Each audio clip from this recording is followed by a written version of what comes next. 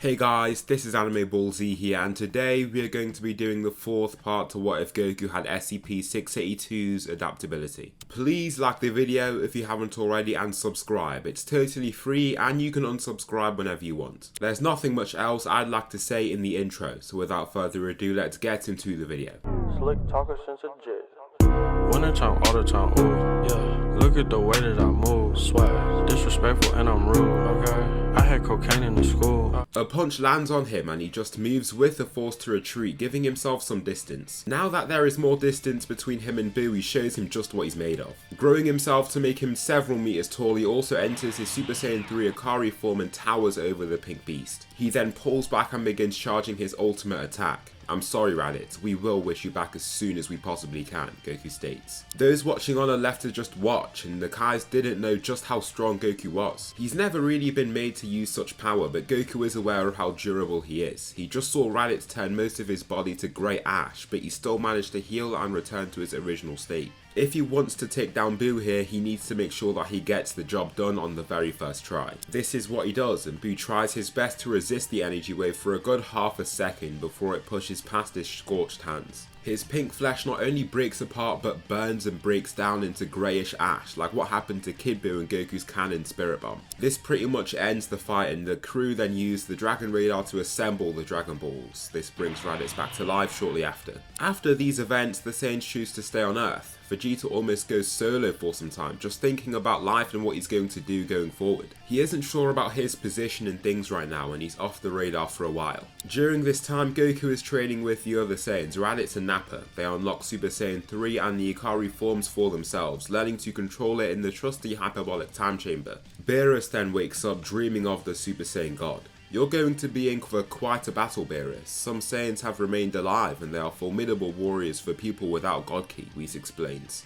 "No way a Saiyan could match me without God Ki. That means they don't even have this Super Saiyan God form that I want, so there's no point," Beerus replies. "That we don't know. Just head over there and see what's happening," Whis explains. Beerus doesn't have his hopes very high, but they both get set on their way there. Soaring down toward Earth, they arrive when the three Saiyans are just meditating. Beerus lands and Whis does too, with his staff at the ready. Goku opens one eye and looks spooked by the two individuals before him. "Do not be alarmed, Saiyan," Whis says. "Who are you two?" Goku then asks, with a quick and anxious voice. He was not expecting their arrival. Beerus and Whis explain who they are, then explain why they're here. Now they know what Beerus is here for, a fight. They're a lot more intrigued, but don't really know what's going on still. Nappa decides to try first, cracking his knuckles with arrogance. After training with Goku, he believes strongly in his own abilities. He's had Zenkai after Zenkai to boost himself and reach levels that he never even thought possible to reach. Racing forward, he tries to punch Beerus but misses the mark completely. He continues on and utilizes this gained impetus to put power into each subsequent punch through his strides. Beerus still swivels around each one with his hands behind his back as if it's no problem at all. "Alright then, you're not a pushover after all," Nappa says, before stepping back and crouching slightly. With a shout, he ascends into his Super Saiyan form, then leaps ahead to thrust his knee toward Beerus. All he does is lift a finger and stop his attack before it can reach him. Nappa stays still for a moment, then tries to catch him slipping with a swinging kick, but Beerus is far too swift. These attacks will not land, no matter how hard he tries. Therefore, Nappa holds nothing back. Releasing all his power in the form of his Super Saiyan 3 Akari form, he hurls forward his Bomber DX attack at Beerus. It hits him right on and has a deep, loud booming noise to follow its detonation. However, Beerus doesn't even look the slightest bit injured. Before Nappa can even react, Beerus jumps ahead, flipping around acrobatically to then tap him on the neck. This launches him back and sends him tumbling, but he doesn't stop there. Spitting out a little bit of blood, he charges forward again, only to receive two light taps to his chest. His body freezes up from each hit until he just falls down. Raditz is quite surprised that his friend was taken down so easily, and so Goku decides that he'll be next. If Nappa was taken down like that, Raditz most likely won't stand a chance either. Goku begins in his base form, making a stance and slowly edging forward.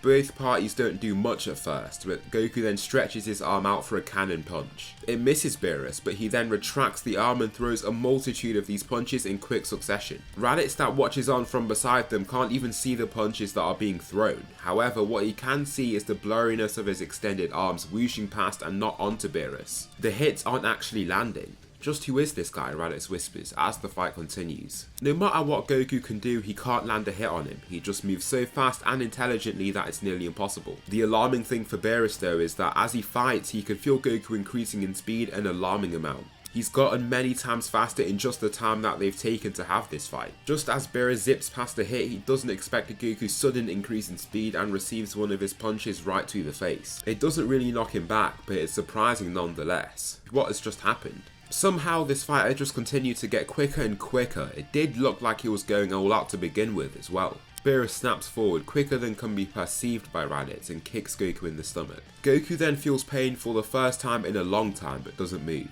All this hit does is reinforce his body's durability to make him stronger. Beerus lands another kick to the same body part only to see that it's futile as well. He just can't quite get his head around why this is happening. Therefore, he wants to get a message across. Pulling back his fist, he puts a lot of force into this next punch, and I mean a lot. He lands it cleanly on Goku's chin and manages to knock him back a step or so from the force behind it. The whipping of his fist sounded like a whip crack, but Goku still heals and looks fine. What is going on? After this, they summon Shenron and get Goku to become the Super Saiyan God. This is when Vegeta then gets alerted to the scene and arrives there to see what's happening. That's when he sees them, Beerus and Whis. He looked terrified to see them after knowing how Beerus treated his father. However, everyone around doesn't seem scared at all. Is this because of Goku? He knows it is, but no. Beerus is supposed to be above all mortals like them. There's no way that Goku has surpassed him as well, right? Goku and Beerus ascend into the skies, with Goku now in his Super Saiyan God form. Oh, hello Vegeta, I didn't think that you were still alive. How come I'm only seeing you now? What are you doing here? Vegeta then asks, with authority, disregarding everything that he has just said. I'm here to test out the Super Saiyan God here. Don't worry, you can watch. Just keep your distance to stay safe, Beerus says. Vegeta is infuriated by this mocking tone, like he's someone that he has to watch out for. However, he takes his word for it for now and retreats. I saw how strong you were before, so I won't be holding back much now, Beerus states. Great, I'm not planning on holding back either, Goku then furthers. He shoots forward his two lengthening arms, but Beerus swats them both away. Goku manages to latch onto him with one though, pulling and bringing his whole body forward. That's when he strikes him in the head, then follows up with an uppercut to the chin. Beerus falls back, then throws out one of his Hakai blasts. Whis' eyebrows raise upon seeing Beerus get so serious here. That blast will erase Goku if he isn't careful. Luckily, he meets the blast with one of his own that cancels out the power. Through the smoke though, Beerus catches him by surprise with a knee to his chest. The two exchange blows and Beerus' blood is rushing and boiling at this great chance that he's had to fight Goku. It's totally exhilarating to be pushed to the edge here, and by a mortal for that matter. It feels like his spars with Whis or his fights with his brother Champa. Goku crosses his arms over to take 3 punches from Beerus before shooting up a kick to his chin, followed by an energy wave delivered at point blank range. The blast works quite well and Beerus looks to see a minimal bruise on his hand. This guy has actually worked up his strength to hurt him. No way. He's been having his fun, but now he's going to put his all into this. His fury aura manifests and his eyes glow. The fact that you're immortal and have pushed me to this point is a great achievement on your part. Be proud of yourself, Beerus comments. I will be. I guess I'll get serious now too, Goku says. Even he's been holding back a tad and reveals the full strength that he's now acquired from this little scuffle they've had. His fiery red aura meets Beerus' dark purple one and they collide. Slamming their hands together, they push at each other hard, but Goku's hands are swiftly pushed back. At first, Beerus is clearly overpowering him. Their heads slam together as they push, but out of nowhere Goku is getting fueled with strength. He slowly starts pushing Beerus' hands back again until they're at the center. Before they can continue pushing, Beerus bails out of the push and kicks Goku on the chest. The hit does nothing at all. Goku then whips a kick onto Beerus' face, followed by 2 quick punches to his face, but Beerus just about manages to slip under the third.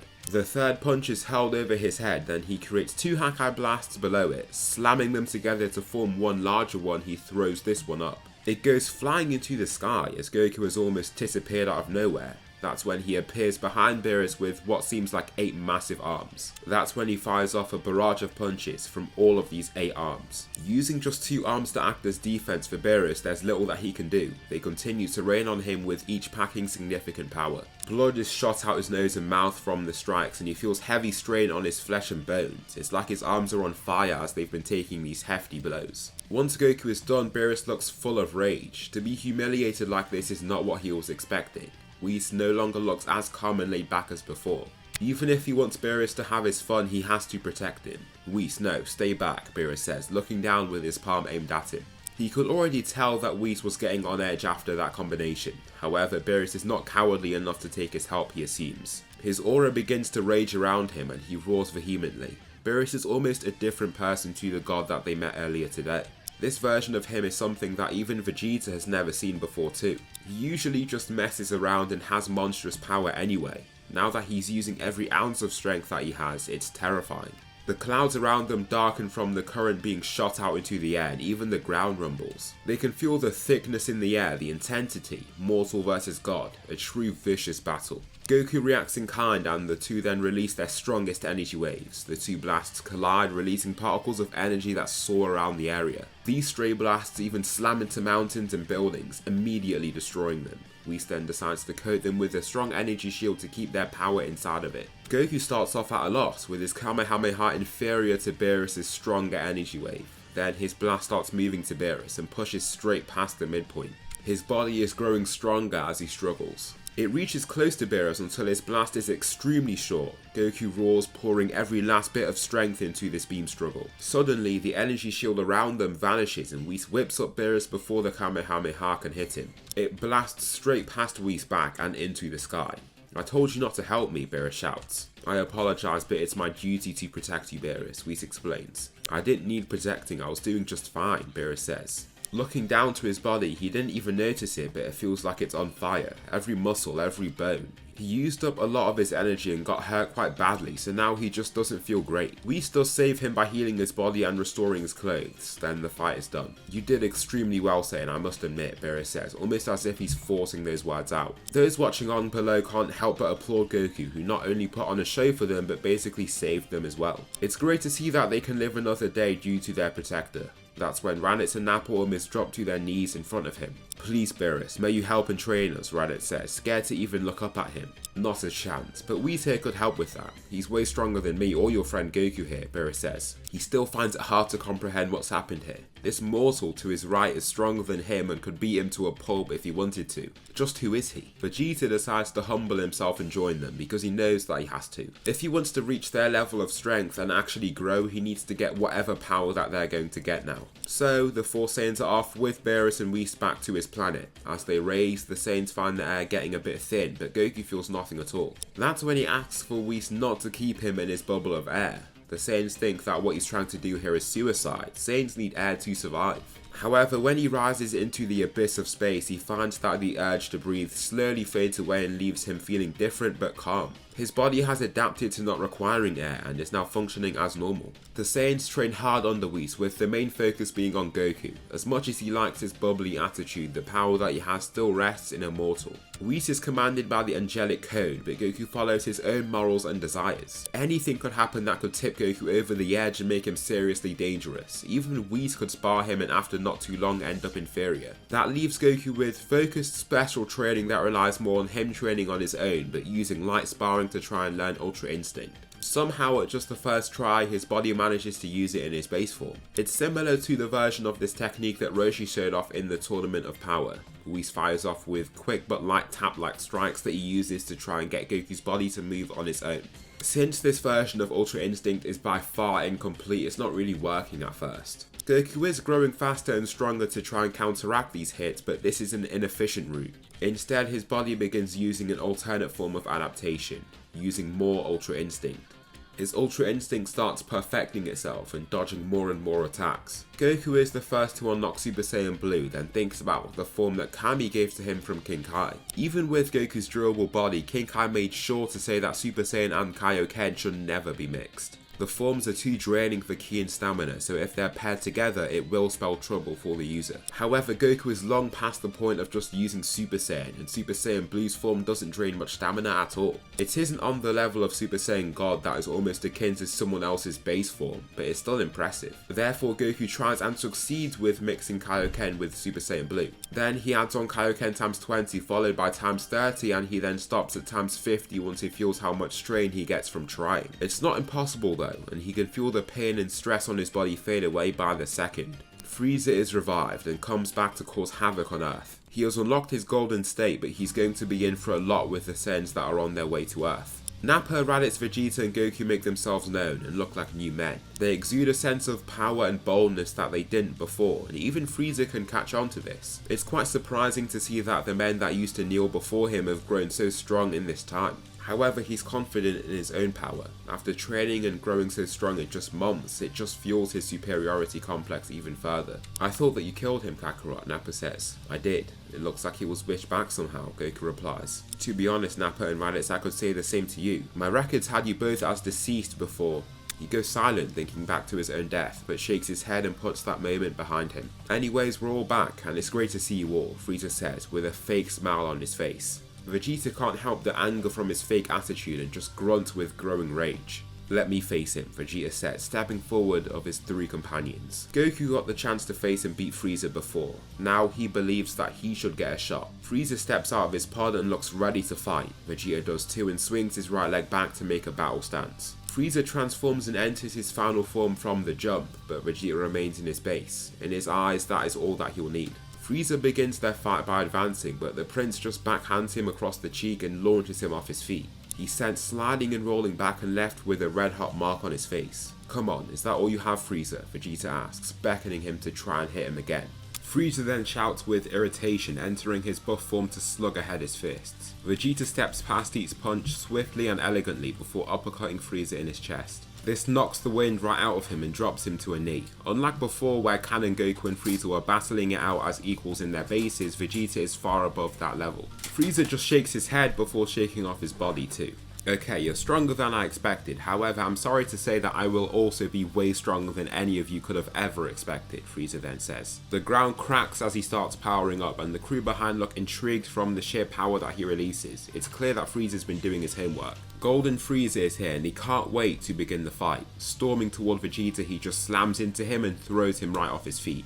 Elbowing him across the jaw, he knocks Vegeta's head sideways, leaving him open for a kick to his lower torso. As he slides back, Frieza pounces, unleashing a relentless assault consisting of numerous punches, kicks and slams. Vegeta tries to keep up with Frieza in his base form, but as the fight carries on, it's clear that won't be happening. Just as he continues trying to fight, his body glows with a lightly golden aura. He steps back, then shouts, letting out the pent-up anger from getting repeatedly hit. Super Saiyan Vegeta has returned, but he doesn't stop here. His hair droops down and grows long, revealing his Super Saiyan 3 form, the near pinnacle of normal ki. Vegeta feels like this will be enough. Frieza shouts and dashes ahead to continue, but Vegeta speed blitzes him and punches him right in the face. Before Frieza can come to a stop and even think of attacking again, he receives two swinging strikes to his ears. Now these hits leave him with a ringing in his ears and with swaying vision. It will take seconds for all these symptoms to wear off, and before they can, he just gets assailed with a number of punches from Vegeta. He coughs out blood, swaying his hands around as he tries to keep the Saiyan away, but it's futile. Vegeta is behind him and rocks him with a strong elbow to the back of his head. Frieza is left to drop to his knees with blood oozing out his nose and mouth. He remains down for a short time before springing up to try and catch the prince by surprise. He shoots out a wide energy wave to try and catch him in at least some part of the splash zone, but he's nowhere to be seen. Appearing in front of him, Vegeta begins using his Akari form and delivers a full power gut punch. This is what ends the fight. Frieza goes from aggressive and furious to weak and in serious pain. He just falls onto his side, rolling onto his back as he continues to hold his stomach. Even after those literal months of training, it wasn't enough. He couldn't triumph against these Saiyans. "Please, Vegeta, please," Frieza pleads, before coughing out a mouthful of blood. "I'll give you all seriously elite positions in my army. You will be my true right-hand men, above any other person in the whole galaxy," Frieza states as he falls out of his golden form. Now he looks terrified. Without a sense of power to protect himself, he's a sitting duck right now. "After you destroyed my home planet, my people, forced me to be your guinea pig for years on end? No, I don't think so. The only way you can repay that debt is with your life," Vegeta says, holding a blast to his head. This is when Frieza knows that it's over. He's even too weak to turn over and enact his plan B. Sorbet can see this from afar and is terrified. It truly is over. "Curse you, Vegeta," he shouts, before eating a ki blast straight to his face. His body is incinerated on impact and nothing is left of him. Without a need to even return to the past using Whis' nifty staff, the fight against Frieza has already ended. Following this, Beerus and Champa have a slight falling out and want to test their universes against each other, therefore the Tournament of Destroyers is on. With these Saiyans so unbelievably strong, they don't even enter the hyperbolic time chamber for those extra years of training. Vegeta, Nappa and Raditz have already unlocked the Super Saiyan Blue evolution forms. With much stronger bases, it has been easier to reach this next step. Also, Goku has unlocked the forms of UI Omen and mastered Ultra Instinct. However, Whis is trying to take things quite slow with him, because no matter what he does, he seems to bloom like a flower. He can grow from almost any form of training and grows at extreme rates. They put Kami on as their first fighter, and he readies himself for the battle at hand. He's up against Botamo and is happy to see that he's back in the main fight again. The Saiyans have outclassed him, he has to admit, but he's kept up with his own training. Kami manages to defeat Botamo using his wits to work around Botamo's immense durability. Next, he is up against Frost. The sly fighter has his poison in his back pocket, ready to use it at a moment's notice, but puts on a facade of likability and pleasantness. Knowing Frieza's race, Kami is dubious of his demeanour, but puts this behind him and begins the fight. Just like how Piccolo began this, Kami shoots off several clones across the arena. "I know this isn't your final form. I've seen your species before. Transform," Kami states. Frost does willingly, and then ends with his third form. Kami has never seen this appearance before and is confused. Frost's first form was very similar to Frieza's, but this form is totally unique to him. Frieza actually shot up from his second form to final back on Namek, so there was no reveal of this state of his. Also, back in Resurrection F, he also didn't show off many of his forms and went straight from his first to his final one.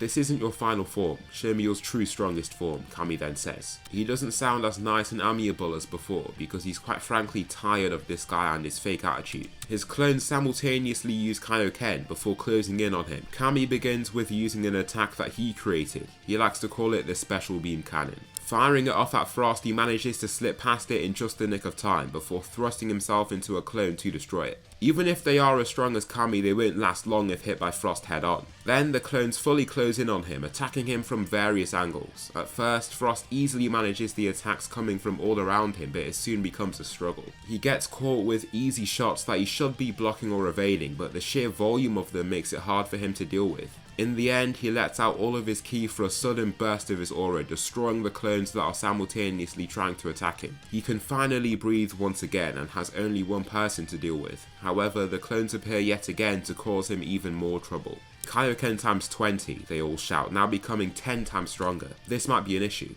Frost looks around and sees the clones whizzing around him at insane speeds. He can't even track them as they continue to move around him. They leave trails of red energy, which is basically all that Frost is left to work with here. Frost gets hit on his back and sent flying forward, then it gets hit with a kick to the side of his face, sending him into an uncontrolled sausage roll. He springs back to his feet, then tries his best to navigate the situation, but can't. He is then grabbed by two clones beside him with their elongated arms and can't even move. This has to end here. Grabbing onto both their arms, he's sneaky with the use of his poison, and the clones poof away out of nowhere. Kami spent some time charging his ki and was surprised with how easily the clones were destroyed. He knows that they aren't particularly durable, but they can't poof away from just being touched, right? As for the other clones that try to take their place, they are also swiftly dismantled by Frost, even though they're way faster and stronger. This is when some of the Universe 7 participants look forward in their seats. Something fishy is definitely going on. Kami shoots his special beam cannon straight at Frost, but he jumps over it and punches him, sending him straight out the ring. How did he lose? He was winning with basic Kaioken, then lost after going up to times 20, Raditz asks, confused. That's really weird. That Frost guy was giving me bad vibes from as soon as I saw him, Nappa furthers. However, they've got to continue fighting, and so Nappa is put against Frost to try and take him down. The Saiyan walks on with confidence, being the muscular strong man that he is. Nobody's going to take him down, he believes. He cracks his knuckles as he walks forward, then stands firmly. Seconds later, the fight begins, and Nappa can't help but laugh. "You're a fraud. Don't think that win went over our heads. You cheated," Nappa says. "Of course not. I'm just fighting using the strength that I've worked so hard to acquire over all these years." Nappa's not having any of it. Jumping forward into a stride, Frost can't even react to his first hit. It's in the form of a heavy punch that lands straight on his head, leaving him disoriented and on the floor. There's a whole 10 seconds, and after that he just falls unconscious. The fight is over. "I told you you were a fraud," Nappa says, before waiting for the next fighter to show themselves. Ultimate continues the fight, and even though the metal fighter is durable, it can't match Nappa's raw power. Each punch that he throws sounds like a gunshot as it lands, and he can easily crush the tough metal that Ultimate is made of. Nappa stands with his arms behind his back as he awaits the following opponent. A smile is beaming on his face. He knows nobody here can match him. However, his smile becomes a genuine one once he sees who steps foot on the ring. Cabba, a Saiyan.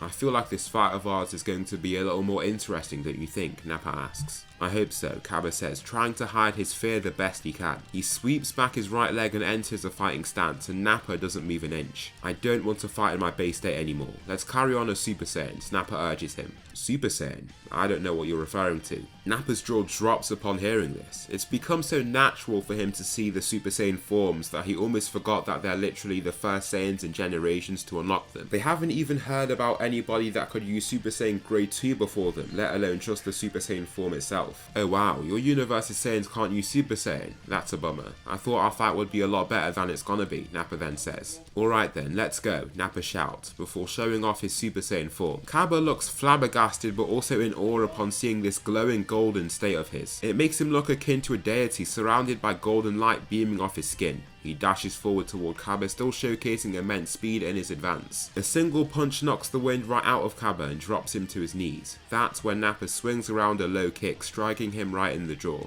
These vicious attacks of Nappa's keep coming in, and Cabba can't even see what comes. The attacks are strong and look slow to the Universe 7 Saiyans, but to Cabba they move like the lightning. One moment his arm is by his side, and in the next it's smashing into his face. He cowardly retreats, wiping blood from his face, trying to just get his senses back. The ring continues to sway even though he's still, and his ears are ringing from the kicks and hucks they've been forced to endure. Yield now and I'll go back to that pesky planet Sadala and destroy it with all its inhabitants. It happened in our universe, so how about we make things even, Nappa asks, crouching down so he's almost face to face with Cabba. He then grabs him by the shirt and pulls him forward just enough so that his knees lift off the floor. That's when he's had enough. Cabba grabs onto his arm, then he suddenly feels him pulling with a lot more force than before. I won't let you, Cabba shouts, powering up into Super Saiyan. After being beaten down so badly, Cabba's entered this sort of fight or flight mode. There's no room for thought and calculation. He needs to use every ounce of raw power that he can to try and make it out of this. Cabba manages to pull Nappa's arm off, then fires off with a powerful roundhouse kick, followed by a series of punches that Nappa starts stepping back from.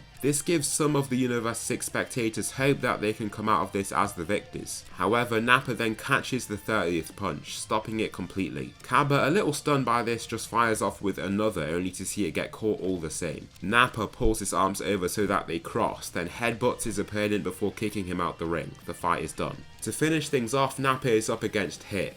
He isn't fond of Hit's solemn attitude and wants to get at him for thinking he's so above him and all this. He begins just like how he started with Cabba, punching him in the face only to realise that nothing happens. He then follows through with an elbow only to see Hit almost appear beside him to strike him in the head. Now that strike has some force behind it, it reminds him of his spars with Goku. Continuing on, he tries to fight in his base but acts more vigilantly. Feinting a jab, he then drives down a right only to see Hit almost phase past it to hit him in the face. The strike lands cleanly on his head and leaves him stumbling. Hit then advances using just his ordinary strength and drives up an uppercut to Nappa's chin, followed by a downwards right, then an acrobatic spinning kick to send Nappa sliding to the ring's edge. Dropping to a knee, he spits out the small amount of blood in his mouth before springing back up. His arrogant demeanour has faded and now his face is totally still. Nappa means business now. Erupting with ki, his Super Saiyan 3 Ikari form is here. His muscles have grown even more and his beard grows until it reaches down to his chest. He cracks the arena with his first leap, but he ends up getting hit from the side. This continues where Nappa explodes forward to try and attack, only to have Hit instantly teleport to his sides to attack from annoyingly awkward angles. After just throwing light attacks for a time, he's been trying his best to pick out Hit's timing. As he throws out a quick but light jab, Hit arrives by his back, but he turns and blocks the incoming punch using his arm. Then right after, he can land a clean kick to Hit's side because he can't just repeatedly use that technique. Firing off with a left hand strike, strike, Hit's head is jerked back, which stops him from seeing what is to come. Nappa fires off with attack after attack, revealing all of his raw strength and power. Soon enough, Hit arrives at the edge of the ring, but the world comes to a near stop as he resorts to his time skip abilities. Whizzing around the burly Nappa, he tries his best to reach him and attack, but Nappa reads him like a book, grabbing his leg to swing him out the ring. Hit has been eliminated. "Now you are a handful," Nappa says, reverting to his base form. The fight was great, Nappa admits, bowing to him. Even if he acts arrogantly and is overconfident, he can take a moment to acknowledge someone else's strength. As for Universe 6, they're in quite the pickle. With only one win to their name, through the use of cheating, they've been totally embarrassed by Beerus' finest warriors. So that will conclude the fourth part of what if Goku had SCP-682's adaptability. Please tell me something you liked about this video, or something that I should improve on for the next one.